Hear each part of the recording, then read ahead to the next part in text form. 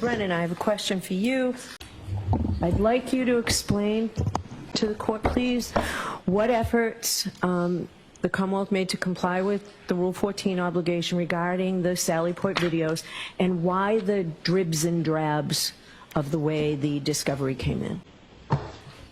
It may be most helpful if I give the court a history as I've learned it about the production of video in this case. Okay. And it will explain in context the production of video and will help create the foundation so the court can understand. In November of 2024, the defense asked me to see if I could provide a chain of custody regarding the production of video in this case. And so I agreed that I would do that and made best efforts to talk to as many witnesses as I could, review the discovery, and speak to the attorneys. Now, when I started sometime in late September, I had found the letter from Chief Rafferty with the production of video in August. The letter or note was dated in August. So to start from the beginning, the prosecutors in this case did not have knowledge that there was videos from the Sally Port area. There was nothing about it that was particularly relevant to them. The defense theory did not make it clear to them that that was important. There was no motion filed by the defense. At what point in time? This is leading up to trial. Okay. At that point, there had been no request by the defense for video of the Sally Port area. What I learned is that Trooper Proctor had requested Sally Port video from the Canton Police Department. And the person who was the custodian of Canton Police Video, who would download it from the DVR, was Sergeant D.G.M. Petro. He made a request shortly after this event on January 29, 2022. Sergeant D.G.M. Petro downloaded video from the front wall camera, which was later characterized as the blurry camera, and he left it at the front desk. Trooper Buchanan, at the direction of Trooper Proctor, picked up the video and he brought it to Trooper Proctor. Trooper Buchanan did not look at the video at that time. It was given to Trooper Proctor. Trooper Proctor did not provide it to the prosecutors. So Trooper Proctor was aware of the video. The prosecutors were not aware of the video. That video is the same video that Sergeant D.G.M. Petro says that he downloaded the video in 6-hour segments, and that contained the front wall blurry camera inside the Sally Port and camera in front of the police station. That remained with Trooper Proctor for some time. In June, around June of 2023, Trooper Proctor then made a second request from Sergeant D.G.M. Petro. Even though we already had it? For different cameras. He wanted cameras, camera angle of outside the Sally Port area, so when the tow truck dropped the car off, leading into the Sally Port, which is now characterized as the exterior Sally Port video. Again, Trooper Proctor asked Trooper Buchanan to go to the Canton Police Department and pick up a copy of the downloaded video. Trooper Buchanan went to the police department, picked up the CD at the front desk. That CD had a yellow sticky tab on it with Trooper Buchanan's name, and Trooper Buchanan wrote in the case file on that yellow sticky. He brought the CD to Trooper Proctor. Again, Trooper Proctor in June 2023 had a copy of the exterior Sally Port video, but did not provide it to the prosecutors. Both of those videos remained dormant. When Trooper Proctor was called to the federal grand jury, essentially he testified, or was asked about video, and said that he reviewed video. Now, this was not evidence that the Commonwealth intended on introducing or had any specific interest in. There was no particular discovery request by the defense, and there was no order. But upon reading that grand jury testimony, ADA Lally reports that he then inquired about the video. This is Inquired of whom? Trooper Proctor. Okay. This is shortly before trial. ADA Lally was given a copy of one of two of those productions. He was given the copy of the front wall video, which also contained video of outside the front of the police station. That was quickly turned over after Attorney Lally received it on April 4th, 2022. So what we know at this point is Trooper Proctor has this original production on April 4th, 2022, shortly after January 29th, 2022. I'm sorry, it was provided April 4th, 2022. 2022 or later? No, It was later, right? It was Because later. the It was- federal grand jury was later. he provided it on the eve of trial. So it was April 4th, 2024. So we know this production on April 4th, 2024 was in the hands of Trooper Proctor shortly after January 29th, 2022. At this point, the prosecution team is still unaware of the June 23 production, which has Trooper Buchanan's name on it, which shows the exterior sally port. As trial began, there still was no specific order or request.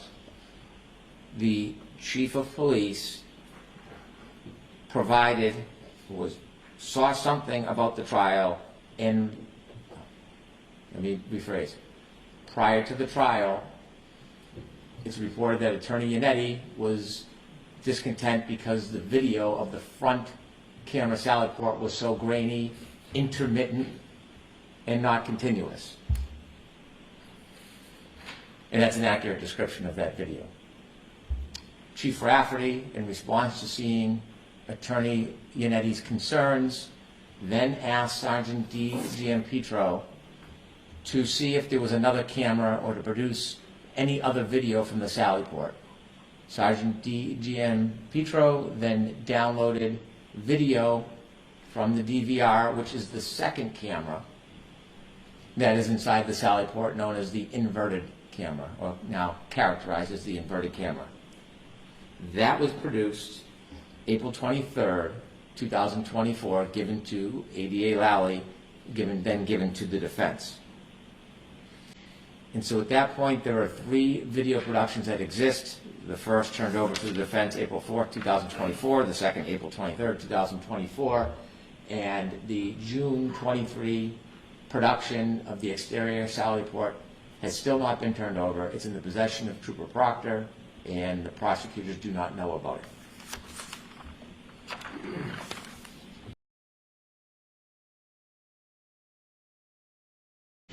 And so at that point, there are 3 video productions that exist. The first turned over to the defense April 4th, 2024, the second April 23rd, 2024, and the June 23 production of the exterior sally port has still not been turned over. It's in the possession of Trooper Proctor, and the prosecutors do not know about it. After the trial, one of the employees from Norfolk County, Colleen Crawford, went to the sally port and looked at the DVR system. And when she looked at it, she saw that video still existed on that system. Although there was a 30-day overwrite on that system, the system had a number of backup hard drives, and because of the backup hard drives, the video existed longer than 30 days. She wrote an extensive report that was turned over to the defense, and this is after trial. The report notes her investigation about all the different videos, and it summarizes everything that she saw in that July 2024 visit. As I mentioned earlier, in August, Chief Rafferty provided video of the hallways that included some video of Brian Higgins, and she accompanied a letter or a note. I learned that that video was copied during the trial, and it is noted in the sergeant's letter, the chief of police and the sergeant were downloading video, not in response to a motion to compel or produce, but rather because they had concerns about accusations that were being made about the department, and they were saving video, in their opinion, or from their perspective, to help defend against future false claims against them. They downloaded a number of videos that were then turned over in that August 2024 production. When I first learned of that August letter and note, I turned it over to the defense immediately.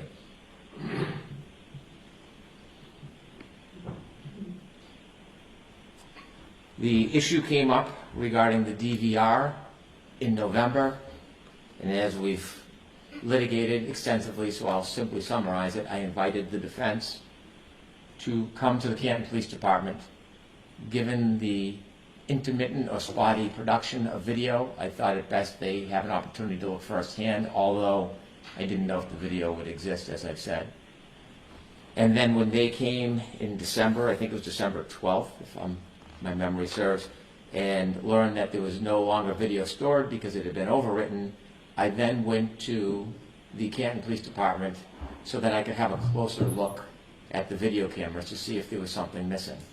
I toured the entire station, I learned about the videos, and then as a consequence, I spoke to the chief, other officers, and the sergeant. Unexpectedly, the sergeant told me that he would click and drag copies of video when he would download them from the DVR.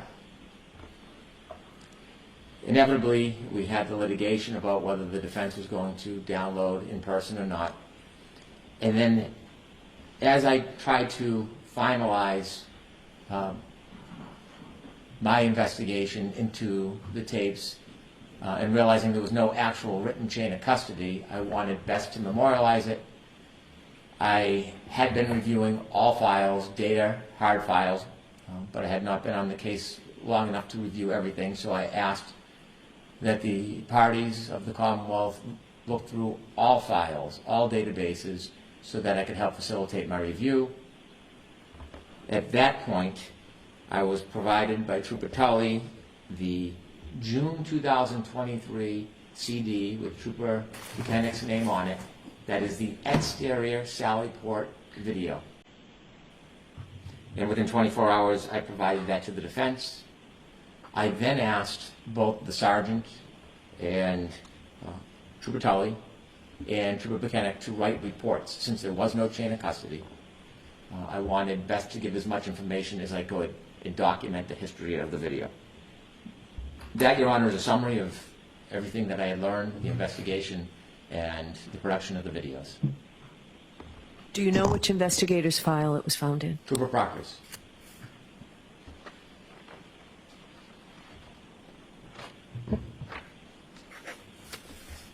Okay. Your Honor, I have 3 separate arguments. I will proceed with the videotape argument since we've lodged into it. Sure. Okay.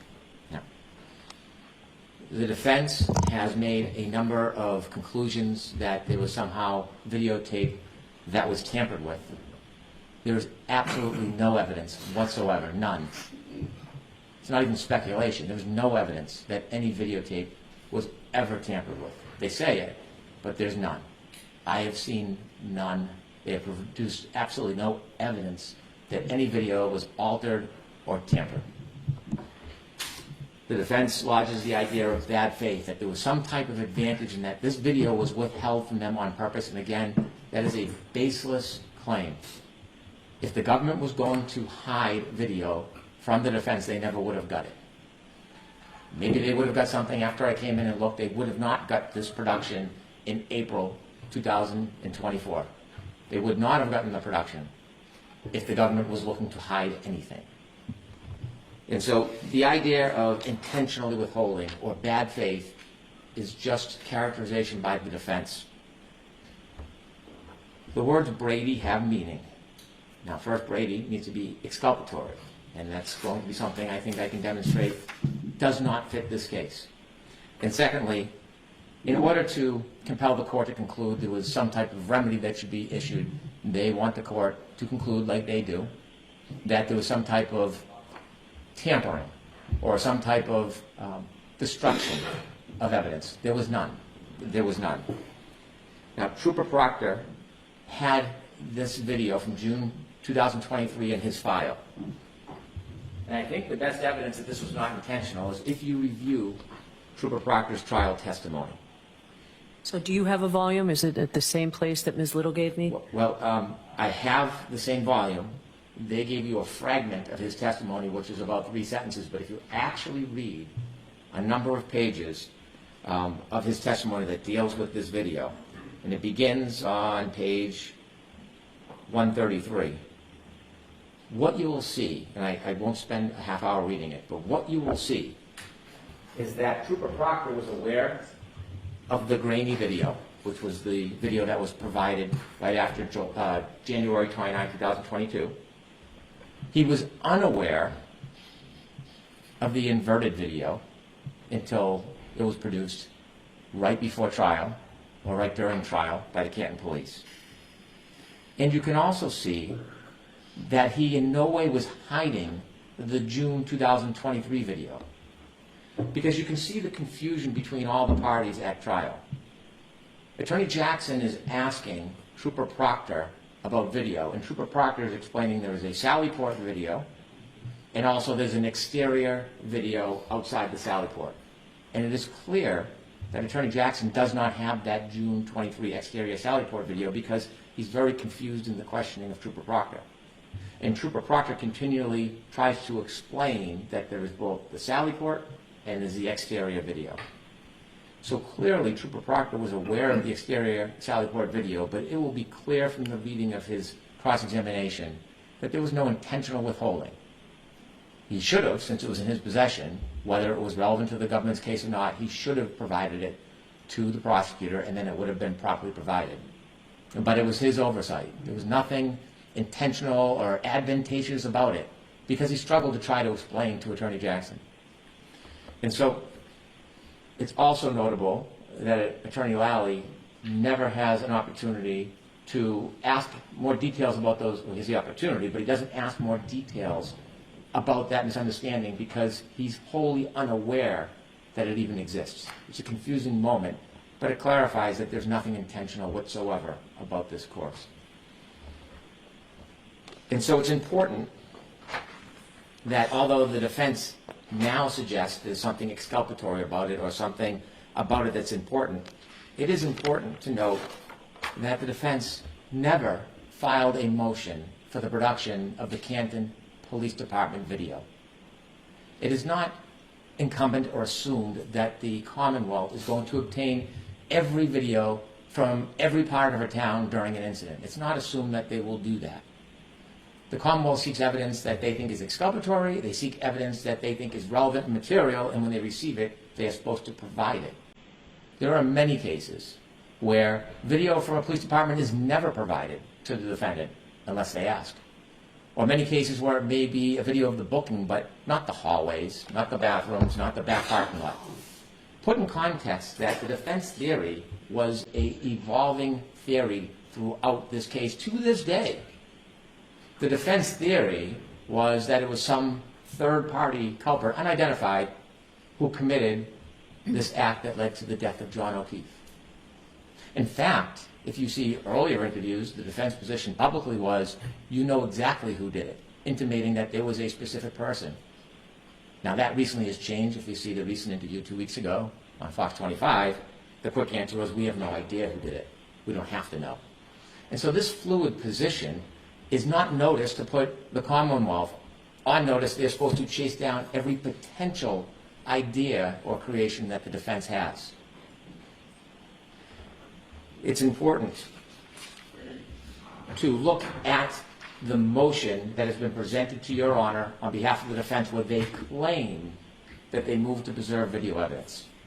And when you look at that motion, the best it says is that they moved to compel physical evidence. That does not put the Commonwealth on notice of video evidence at the Canton Police Department. Was this the Stoughton District Court motion? It is. Okay. And I know the Superior Court did not adopt it. However, I think the Commonwealth being on notice is the point. That even if it's in district court, I think it's the Commonwealth's responsibility. I agree with that. Okay. And so, Attorney Yannetti, and I've mentioned this before, was very prolific in his pretrial discovery motions, very meticulous. And when you look at his meticulousness, if there was a need or a desire for video, he certainly would have asked for it. He didn't. In fact, when you look at the perspective of Attorney Yannetti, you don't have to look much further than his characterizations of how he sees the difference between the crime scene and the Canton Police Department. I've attached, for Your Honor and for the defense, Exhibit number 4, trial testimony of Trooper Nicholas Garino. And when he cross-examines Nicholas Garino, he is pretty clear that there is a difference between the Canton Police Department and the crime scene. He cites on page 75, but you'd agree with me, the Canton Police Department wasn't the crime scene, correct? And Trooper Garino says, I never said crime scene in my report, I wrote scene. And Mr. Attorney Yannetti iterates, okay, well, Canton Police Department was not the scene of any crime, was it? So the defense is hard-pressed now at this moment where they are trying to create prejudice that doesn't exist, to try to convert a motion that they filed with very specific intentions for physical evidence, to now suggest that that includes Canton Police Department because the Canton Police Department is somehow the crime scene. It doesn't convert.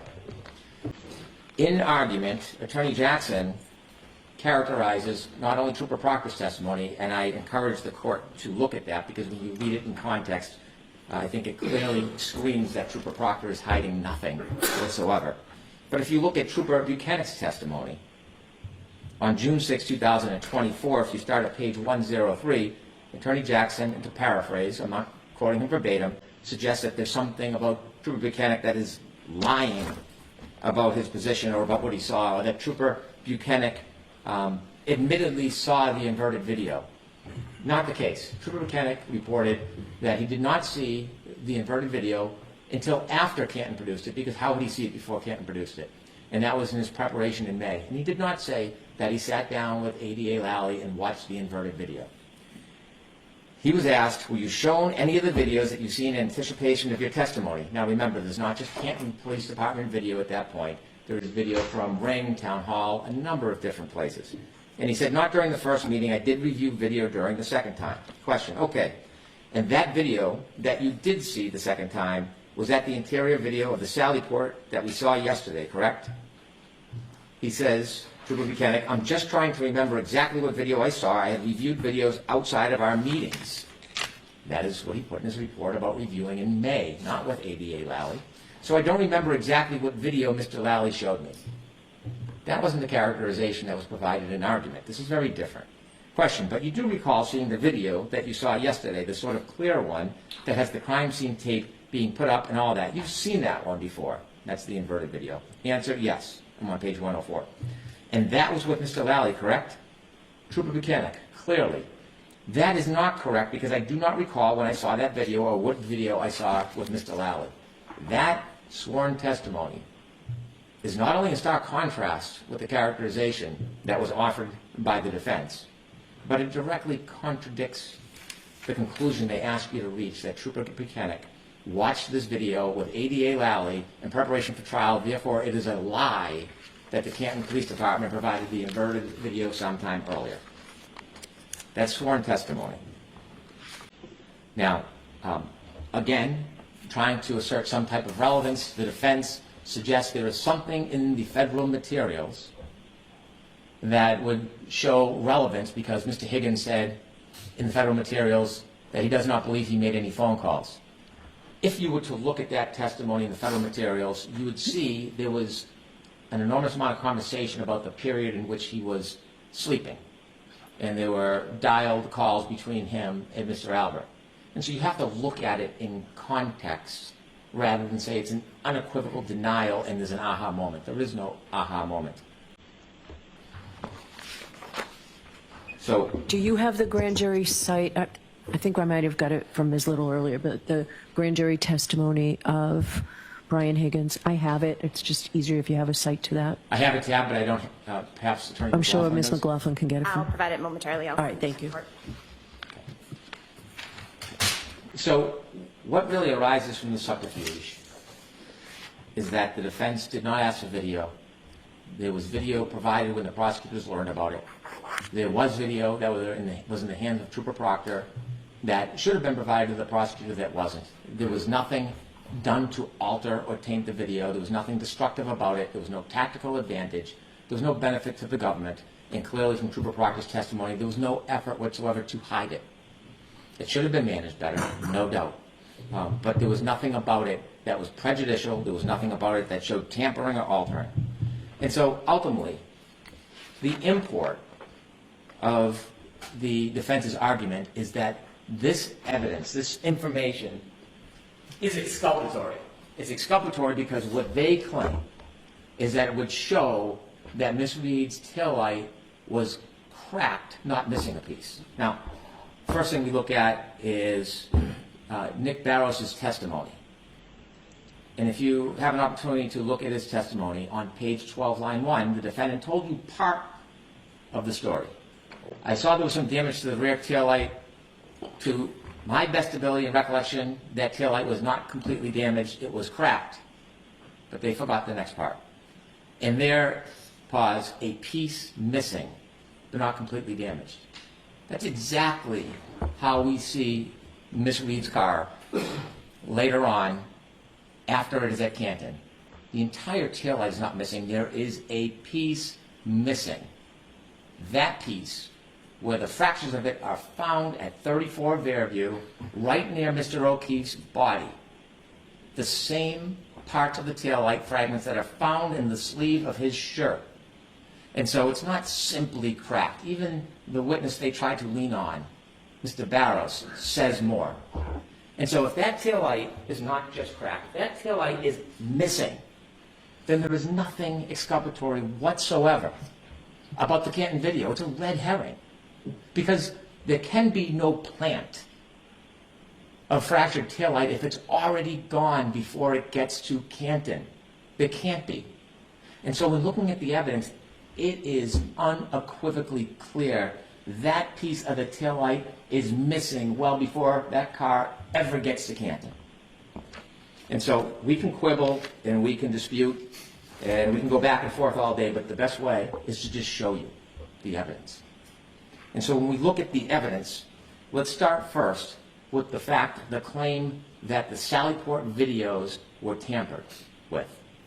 Canton went back before January 29, 2022, and they took samples of the video to see if it was in the same condition, inverted for the back wall and fuzzy for the front wall. And we have those, and we've turned those over to the defense, and I just want Your Honor to see a small clip of that to show this condition, these conditions existed before this case was even a moment. So with the court's permission, I'm going to ask to put up exhibit number 2. Exhibit number 2 shows the inverted camera from January 1st, 2022. Now this is 28 days before Ms. Reed's Lexus hits the Sallyport area. Now you can see, if you stop that please, thank you very much, on that wall, on that garage wall, there's a 4, it is backwards. This Sallyport video was not doctored by Trooper Proctor. It wasn't altered by Trooper Buchanan.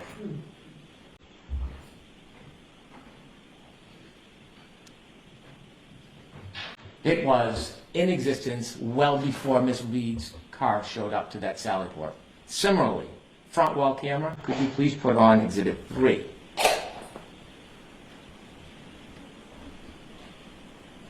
Exhibit 3 is from January 28, 2022, a day before Miss Reed's vehicle makes it to the Sallyport.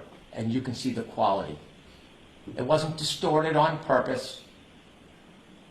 It wasn't manipulation by the state police. This is the way the camera worked in Canton. Thank you very much.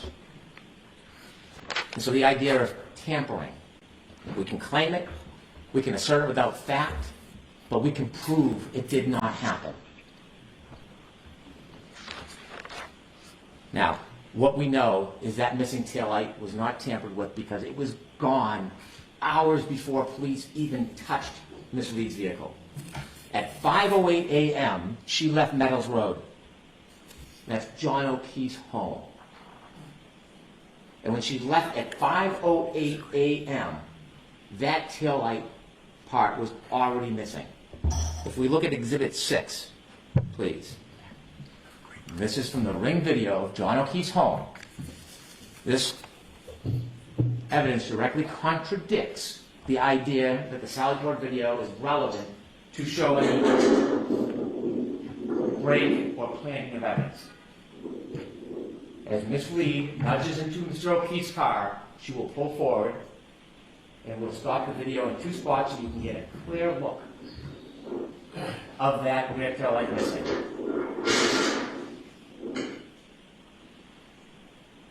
Forward, please. Thank you. And then ahead one more. You can see the white light shine. Stop. You can see it clearly missing. You can't plant something that's already gone. And the reason why you see white, it is a red taillight cover, and when the red is missing or gone, as it is in this case, the white bulb still shines, and that's why it shines white. The defense position is also contradicted by the ARCA witnesses. If we look at Dr. Wolf's testimony, day 31 of trial, it's noted as Exhibit 10 in our package, page 36. ADA Lally asks the good doctor, now doctor, in the course of your analysis or review of materials here, were you ever provided with a video of the defendant backing out a garage and making contact with Mr. O'Keefe's vehicle in his driveway at about 5:07 in the morning on January 29th? He says, I'm not aware of that. And then if we move to page 124, line 1. Now, line 2. Now, as far as you're aware from the review and your testing and everything that you did in this case, if a collision occurred at a lower speed, say 1, 2, anywhere from 0 to 5 miles an hour, would that create the damage to the taillight that you observed in this particular case? And Dr. Wolf says, at that speed, no. We provided notice of our own expert. And there's one thing, many things, but one critical thing the experts will all agree on. That nudging did not cause the damage to that taillight. The defense position is also contradicted by dash cam footage. Sadly, an officer went to the O'Keefe home to check on his niece and nephew on that tragic day. And when he did, he had a dash cam video further reinforcing that that taillight is missing well before that vehicle makes it to the Sally Port area. If we could play Exhibit 7, which is the dash cam footage showing Mr. O'Keefe's car in his driveway at 8:22 a.m. If you could close up from the court, please. If you compare the right side to the left side, although covered and impacted by snow, if you could close more close up, please, you can see that taillight, just like the detective from Dighton said, just like the 508 ring video shows, is missing. Is missing. There's no plant. The defense's position is also contradicted by the Alarm.com video that we received pursuant to Rule 17. There are two videos, 8 and 9. If we could play Exhibit 8, please.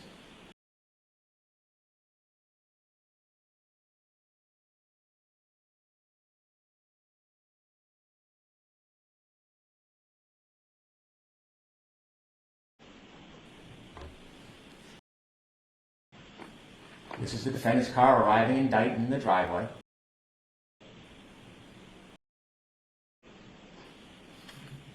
The defendant on the passenger side, and you can see them walk to the back of the car near the right taillight and stop.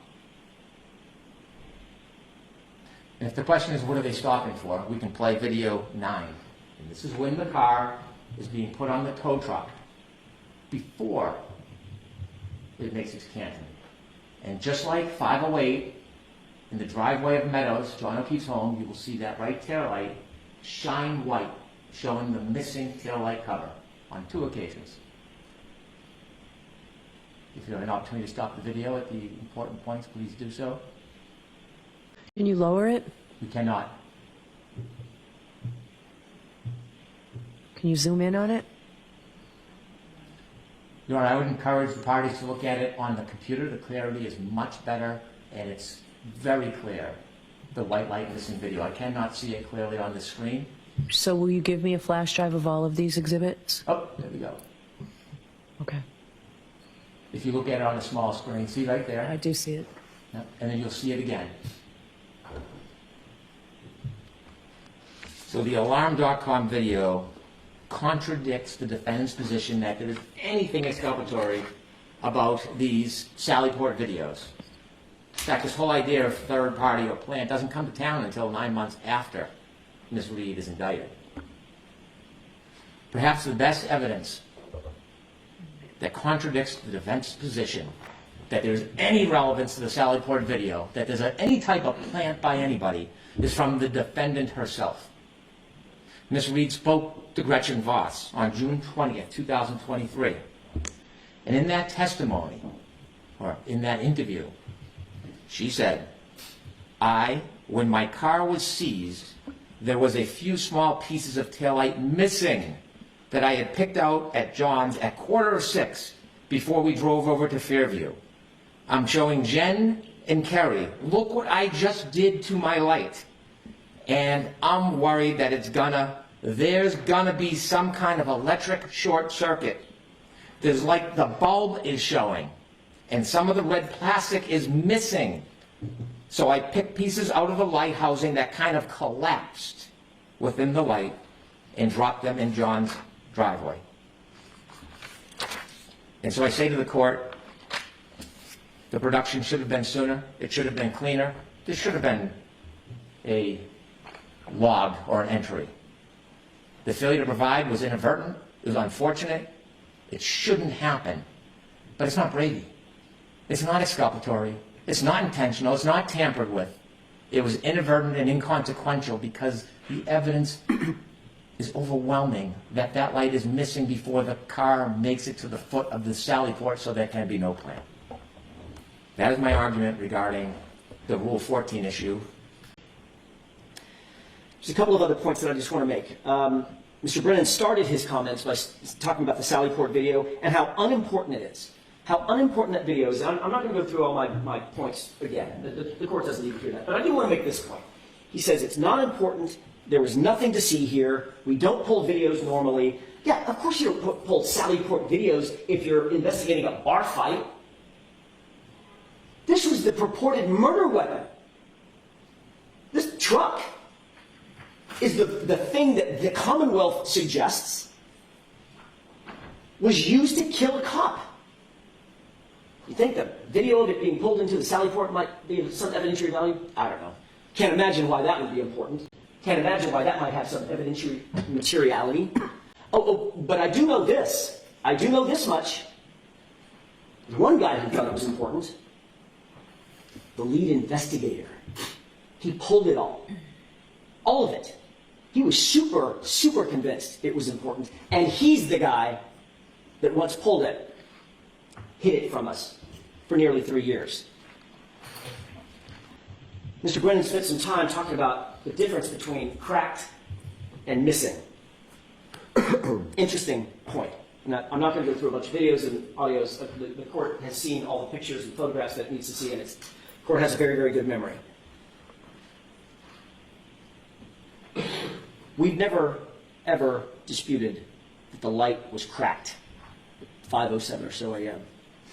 That's how it got cracked, is the point. It got cracked on that traverse. And a piece was missing. A piece was missing. Not according to me, according to another agency's sergeant, Barrows, who said a piece was missing, but it wasn't completely damaged. Recall that when that light was completely reconstructed with the 46, 47 pieces that were purportedly found, well, they were found at or near 34 Fairview, and then they were reconstructed. Does the court recall what that reconstruction looked like?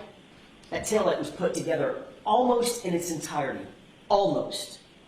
except a piece was still missing. There was a piece unaccounted for. There's a big difference between a crack and the condition of that taillight, which we've now seen, where literally the entire lens material is basically gone. There's a few shards left on some edges, but the entire lens is basically gone. So yeah, it's relevant. And it's exculpatory.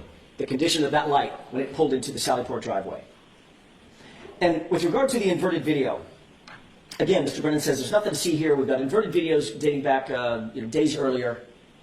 Then why, if that's such common knowledge, then why did Mr. Lally and Sergeant Buchanan, in front of a jury, present that video as a true and correct presentation of what that car looked like and where that car was? Mr. Lally actually asked the question. I don't have a page in sight now, but I remember it because I was sitting here. He asked the question, did you see Mr. Proctor, something, I'm paraphrasing, something along the lines of, did either you or Trooper Proctor approach that right passenger taillight? And the answer was no. Because on the video that was being played, it looked like the right passenger taillight was the one closest to the jury. And of course, Trooper Proctor walked right around that and went over to the other taillight. Except when you reverse it, you realize that's the right taillight. Is there a copy of the reverse, the one that you played, is that in the exhibits for today's motion? No. The one that's been corrected? Yes. I'd like a copy of I that. don't think I have. Sure. We can get that for the court immediately. Also, he played a video of the grainy video, showing, hey, look, some of these cameras are just grainy in other particulars as well, at other times and places. Maybe, or maybe not. What's interesting is the grainy video that we saw, if my memory serves me, and it's my memory, and it's being taxed at this point, but my memory is the Chyron on that video, in other words, the running numbers, was at the bottom. Yet the video he just played is at the top. That's the exact same video. If it's apples and apples, oranges and oranges, why is that different? That's interesting. And with regard to Ms. Reed's actual statements in that interview that was played, or I'm sorry, it wasn't played, it was recited. She said, some of the red plastic is missing. Some of the red plastic is missing. In other words, a piece is missing. It's completely consistent with the condition of that taillight before it was at the Sallyport. With regard to the facts that were recited by Mr. Brennan at the very end, every one of those is unsubstantiated. How does he know all that information? Who has he been talking to? And why don't we know about it? If in furtherance of this motion, there was an interview done of Lieutenant Fanning that laid out all of this information about not having contact with jurors and not doing this and not doing that, but yes, doing this and that and the other thing, why is the first time I'm hearing about this when he stands up and tells us? That has been the pattern of this Commonwealth's presentation to this court and in front of the jury consistently. That is the punctuation mark at the end of the sentence. Why am I just now getting that? Why wasn't that appended to his motion? Was there a conversation Mr. Brennan had with Lieutenant Fanning that we need to know about? This is exactly why, Your Honor, exactly why. If this court is not inclined to dismiss this case, and it should, the maladies of the Brady concerning the Brady violations and the discovery violations are so manifold in this case.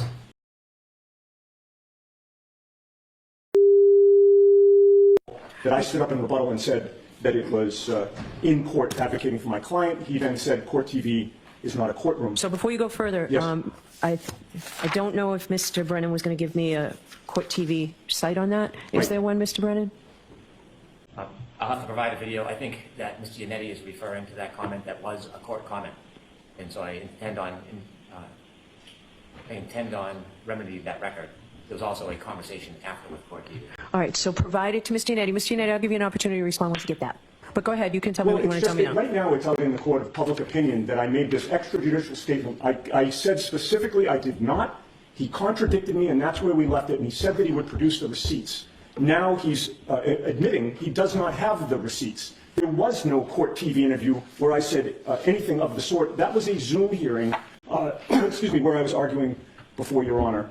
I would just note, Your Honor, I don't think it makes sense that Mr. Brennan would have done this on purpose because it was so easily disprovable. It's troubling that he would make this damaging accusation without properly vetting it to see if it is true before he attacks opposing counsel. So that was disappointing to me. And I would just point out, and again, I only need 30 seconds, that... And take your time, Mr. Yannetti. You're not going to be Well, we're all 35 minutes. Right. I certainly will not be. This new false allegation comes after my colleague, Mr. Alessi, co-counsel Mr. Alessi, on February 25th, detailed 9 or 10 false statements that Mr. Brennan has made to this court. And I want to make it clear, I don't need an apology from Mr. Brennan. I don't expect one. But I think perhaps he should apologize to the court. He said today, a lie unchecked becomes the truth. And I just would hope, Your Honor, that you hold Mr. Brennan to the same standard that you hold the defense team. And that's it. I certainly do. So, Mr. Brennan, if you do not have a cite, then I need you to let us all know that as well. I will. It's convenient to retort that. I will. It's convenient to retort that there were 10 lies. You were by the court, finished. Mr. Alessi. Oh, well, allow me lined to up. retort. In fact, I looked at the transcripts. Some of his suggestions that I didn't read the paperwork properly were just wrong. I didn't try to shame him today. It was part of advocacy, and I accept that. There was a conversation, and if you remember, when I related Ms. Yanetti's remarks, it wasn't in relation to 3.6. It was in relation to the fact that they were using the federal investigation to create innuendo that could not be responded to. But I will provide... Or your request for the gag order? In support of your argument for the gag order? In response to how they had used federal materials that were under seal that couldn't be rebutted to make suggestions. It directly related to that point, not 3.6. But I will provide the videos. Mr. Yannetti is right that the exact statement that I used was from a court hearing, but then there were subsequent statements made. And so my regrets to Attorney Yannetti, but it wasn't in the fashion of a 3.6 violation. That wasn't the intention. It was to show how they've used these federal materials before the case was closed to their advantage. All right. So if you have the site, I'll give you until tomorrow afternoon to find the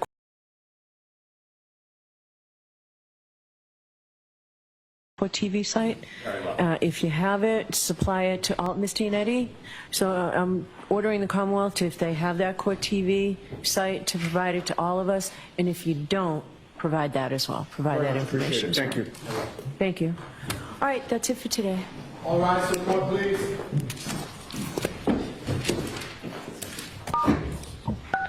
You are muted.